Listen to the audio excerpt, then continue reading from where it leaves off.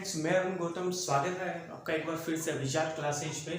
और हम लोग जो बात कर रहे थे वो वायरल डिजीज के ऊपर बात कर रहे थे। और नेक्स्ट जो वायरल डिजीज है जो बड़ी कॉमन है उसको हमने नाम ही दे दिया कॉमन कोल्ड। क्या नाम दे दिया? Common cold. सामान्य जो जुकाम है उसके बारे में हम लोग आज बात करेंगे। अब ये कॉमन कोल्ड जो है, ये कॉमन कोल्ड भी वायरल इन्फेक्शन है। कौन सा इन्फेक्शन है? वायरल इन्फेक्शन है, यानी विषाणुओं के द्वारा होने वाला क्या है? संक्रमण है। तो आज हम जो बात करेंगे कॉमन कोल्ड के बारे में, तो सबसे पहले हम बात करते हैं कि इसका पैथोजन कौन सा है। तो एक विशिष्ट प्रकार का वायरस है जिसे हम राइनो वायरस कहते हैं। कौन सा वायरस कहते हैं? राइनो वायरस, या हम लोग इसे बोलते हैं नासा विषाणु। कौन सा विषाणु बोलते हैं? नासा विषाणु बोलते हैं। इसके द्वारा क्या होता है? इसके द्वारा होता है सामान्य जुकाम। क्या होता है? सामान्य जुकाम। कुछ जगह ये भी लिखा रहता है कि ये इन्फ्लुएंजा के द्वारा होता है। किसके द्वारा होता है? इन्फ्लुएंजा के द्वारा होता है ना। तो यदि कहीं आ जाए ऑब्जेक्टिव टाइप तो इन्फ्लुएंजा हो तो आप लोग इन्फ्लुएंजा को भी करेक्ट कर सकते हो। लेकिन यदि वायरस पर्टिकुलर बात करें कि कौन सी फैमिली के हैं ये, तो हम बात करेंगे कौन से वायरस के बारे में? राइनो वायरस के बारे में। अब होता क्या है कॉमन कोल्ड में? कौन से ऑर्गन है वो प्रभावित होते हैं? तो हम ये कहेंगे कि हमारा जो नाक है, नोज है, और जो हमारा थ्रोट है, नाक और जो गला है, नाक और गला की जो श्लेष्मिक कला होती है, कौन सी कला? श्लेष्मिक कला, जो एक आवरण रहता है चिकने पदार्थ का, जिसे हम म्यूकस मेम्ब्रेन कहते हैं। म्यूकस मेम्ब्रेन कहते हैं। इस म्यूकस मेम्ब्रेन में क्या होने की वजह से? वायरल इंफेक्शन होने की वजह से, या विषाणुओं का क्या होने की वजह से? विषाणुओं का संक्रमण होने की वजह से इन्फ्लामेशन हो जाता है। क्या हो जाता है? इन्फ्लामेशन हो जाता है। इन्फ्लामेशन का मतलब है यहाँ पर सूजन आ जाती है, या हम उसे अपन क्या बोलते हैं? सोथ बोलते हैं। एक बार वापस से देख लेना कि कॉमन कोल्ड जो है, ये कॉमन कोल्ड राइनो वायरस के कारण होती है। ये राइनो वायरस जो है वो नाक और गला की जो श्लेष्मिक कला है, उस श्लेष्मिक कला में क्या उत्पन्न कर देता है? सोथ उत्पन्न कर देता है। इसे ही हम क्या कहते हैं? कॉमन कोल्ड कहते हैं। अब ये जो कॉमन कोल्ड है, इस कॉमन कोल्ड का संचरण कैसे होता है? तो मैं आप लोगों को बता दूं कि एकमात्र ऐसा रोग है जो बड़ी सहजता से हो जाता है, बड़ी आसानी से एक रोगी व्यक्ति से स्वस्थ व्यक्ति में फैलता है। और इसका जो मेन कारण है वो है ड्रॉपलेट इन्फेक्शन। क्या है? Droplet infection. तो बोले ये ड्रॉपलेट इन्फेक्शन क्या है? सपोज करो कि किसी व्यक्ति को कोल्ड हुआ है, सामान्य कोल्ड हुआ है, और उसे हल्का सा कफ भी है, उसे स्नीजिंग भी हो रही है, छींक भी आ रही है, और उसे हल्की सी खांसी है। यदि जब वो खांसता है या बोलता है तो उसके मुख से छोटी छोटी बूंदें निकलती है। उन छोटे छोटे बूंदों को जब कोई दूसरा व्यक्ति, सामने जो उसके पास व्यक्ति बैठा है, वो यदि उनको ग्रहण कर लेता है तो वो व्यक्ति भी इन्फेक्टेड हो जाता है। क्या हो जाता है? इन्फेक्टेड हो जाता है, संक्रमित हो जाता है। तो ये संक्रमित हुआ किसकी वजह से? इन ड्रॉप्स की वजह से। इसलिए इस इन्फेक्शन को अपन क्या बोलते हैं? ड्रॉपलेट इन्फेक्शन बोलते हैं। सपोज करो ए और ये है बी। ये वाला जो बी है ये नॉर्मल पर्सन है। कैसा पर्सन है? नॉर्मल पर्सन है। और ये वाला ए जो है ये इन्फेक्टेड पर्सन है। कैसा पर्सन है? इन्फेक्टेड पर्सन है। अब यदि इसने खांसा तो भी क्या निकलेगी? हवा में बूंदे निकलेगी। यदि इन बूंदों को कौन ग्रहण कर ले? बी वाला क्या कर ले? ग्रहण कर ले। तो ये जो पहले नॉर्मल था, अब ये भी क्या हो जाएगा? इन्फेक्टेड हो जाएगा। ये भी क्या हो जाएगा? संक्रमित हो जाएगा। दूसरा, ए वाला व्यक्ति, या अपन ये कहें कि ये दोनों फ्रेंड है। क्या है? दोनों फ्रेंड है। बी वाला इससे कोई बुक लेने के लिए आया। क्या लेने के लिए आया? बुक। जब ये ए वाला यहाँ पड़ी बुक्स को उठाता है, यहाँ पड़ी ये बुक्स है, इनको उठा रहा है ये, और उठा के यहाँ लेके जा रहा है, उसी समय यदि ये खांसता है तो खांसने से जो बूंदे इनके ऊपर आकर गिरती है, बुक्स पर आकर गिरती है, उन बूंदों में क्या आ जाता है? वायरस। कौन सा वायरस? जो अभी थोड़ी देर पहले बताया था। कौन सा वायरस? Rhino virus. और जब ये बुक्स कौन लेकर जाएगा? बी वाला लेकर जाएगा। वो बी वाला इनको अपने हाथों से टच करेगा, और टच करने के बाद यदि हाथों को गलती से अपने आईज के पास या अपने नाक के पास भी टच कर लेगा तो ये वाला व्यक्ति क्या हो जाएगा? इन्फेक्टेड हो जाएगा। क्या हो जाएगा? इन्फेक्टेड हो जाएगा। ऐसी जो डिजीज है इसे हम कॉन्टेजियस डिजीज भी बोलते हैं। कौन सी डिजीज? कॉन्टेगियस डिजीज मतलब क्या हुआ कि पहले तो अपन ने कहा कि ये व्यक्ति खांसेगा तब हो रहा है, दूसरा मैंने ये कहा कि सपोज करो ये व्यक्ति किसी पेन को, रुमाल को या किसी पुस्तक को, किसी भी चीज को ये टच करता है और साथ में उसके खांसने से कुछ बूंदे इन पर आकर गिर जाती है और कोई सामने वाला व्यक्ति इनको यदि टच कर देता है, जैसे इसने खांसा, खांसने से पुस्तक पर, रुमाल पर या पेन पर छोटी छोटी ड्रॉप आ गई।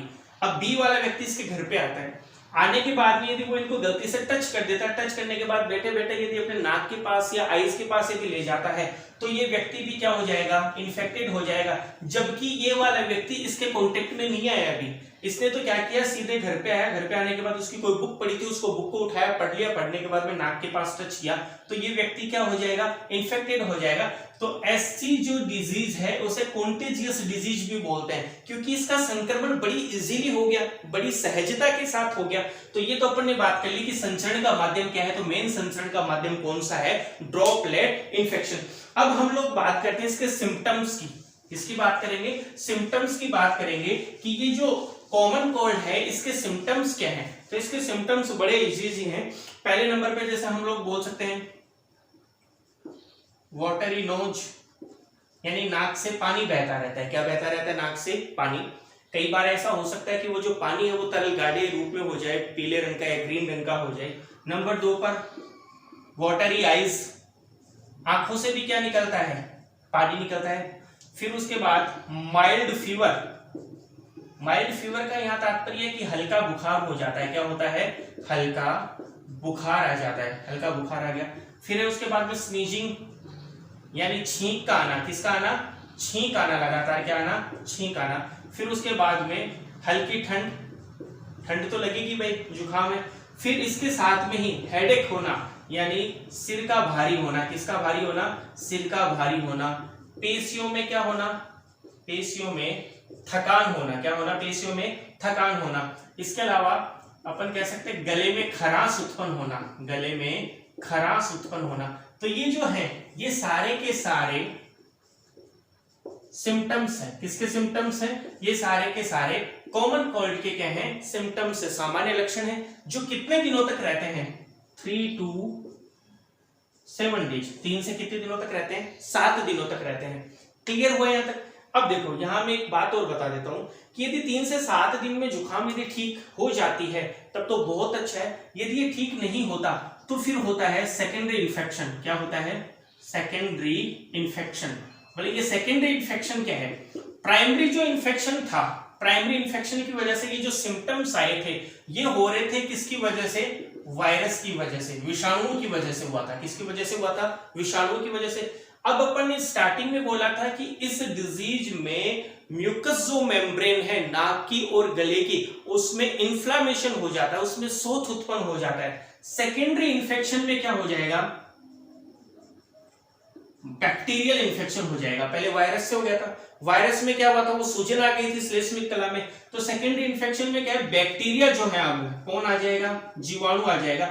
जीवाणु आसानी से जो वो सूजन आई हुई श्लेष्मिक कला है उसको भेद देगा, अंदर प्रविष्ट हो जाएगा और प्रविष्ट होकर मिडिल ईयर, मध्य कर्ण को क्षतिग्रस्त करेगा। कर्ण के 3 भाग अपन पढ़ेंगे ना, तो कौन से कर्ण को, मध्य कर्ण को क्षतिग्रस्त करेगा। उसके अलावा लैरिंक्स में इन्फेक्शन उत्पन्न करेगा। किसमें, लैरिंक्स में इन्फेक्शन उत्पन्न करेगा। तो ये आप लोगों के भी है नहीं, आप लोगों की जो मेन थी वो मैंने आप लोगों को बता दी। ये केस कौन से केसेज में ऐसा होता है, ये तब होता है जब 3 से 7 दिन तक भी जुकाम ठीक ना हो। उसके बाद में जब सेकेंडरी इन्फेक्शन होता है, जुकाम और ज्यादा बिगड़ती है जिसे हम बोलते हैं, तो उस सेकेंडरी इन्फेक्शन में कौन इन्फेक्शन करता है, बैक्टीरिया क्या करता है, इन्फेक्शन करता है। अब मैं आप लोगों को एक बात बताता हूं जो एक बड़ी सामान्य सी बात है। ये कहा जाता है कि जो वायरल डिजीज होती है, विषाणु जनित रोग होते हैं, वो जीवन में केवल कितनी बार होता है, एक बार होता है। विषाणु जनित जो रोग है वो जीवन में केवल कितनी बार होता है, एक बार होता है। तो फिर क्या कारण है कि जुकाम है वो बार बार होती है, तो इसका रीजन सुन लेना। पहले मैंने क्या बोला कि वायरस से होने वाली डिजीज, विषाणु से होने वाला रोग जीवन में केवल कितनी बार होता है, एक बार होता है। बोले एक ही बार क्यों, क्योंकि विषाणु यदि किसी शरीर में एंटर होगा तो विषाणु के साथ शरीर में क्या जाएंगे, एंटीजन जाएंगे। क्या जाएंगे, एंटीजन। ये एंटीजन शरीर में किसको प्रोड्यूस करेंगे, एंटीबॉडी के निर्माण को क्या करेंगे, प्रेरित करेंगे। एंटीबॉडी जब बन गए तो एंटीबॉडी इन वायरस को क्या कर देंगे, नष्ट कर देंगे। यदि यही वायरस वापस से शरीर में आता है तो एंटीबॉडी तो पहले के बने हुए थे, एंटीबॉडी को पता है कि इन वायरस को कैसे हराना है, क्योंकि इन्होंने पहले इनसे क्या किया था, युद्ध किया था।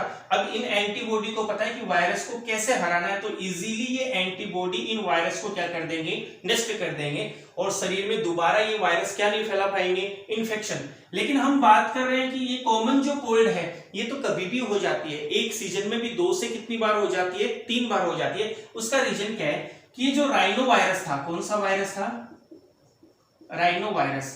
ये जो राइनो वायरस है इसकी लगभग कितनी स्पीसीज हैं, 200 जातियां हैं। कितनी जातियां हैं, 200 जातियां। अब आप अंदाजा लगा लो, सपोज करो एक बार पहले नंबर की जाति आई, उसके खिलाफ हमारे इम्यून सिस्टम ने क्या बना लिया, एंटीबॉडी बना लिया, दोबारा ये आएगी तो रोग नहीं फैलेगा। लेकिन सपोज करो 5वें नंबर की जो जाति है वो आ गई शरीर में, तब तो वो पहले वाली एंटीबॉडी काम नहीं आएगी, फिर इसके लिए दोबारा एंटीबॉडी बनेगी, फिर 7वें नंबर वाली आ गई, फिर 10वें नंबर वाली आ गई।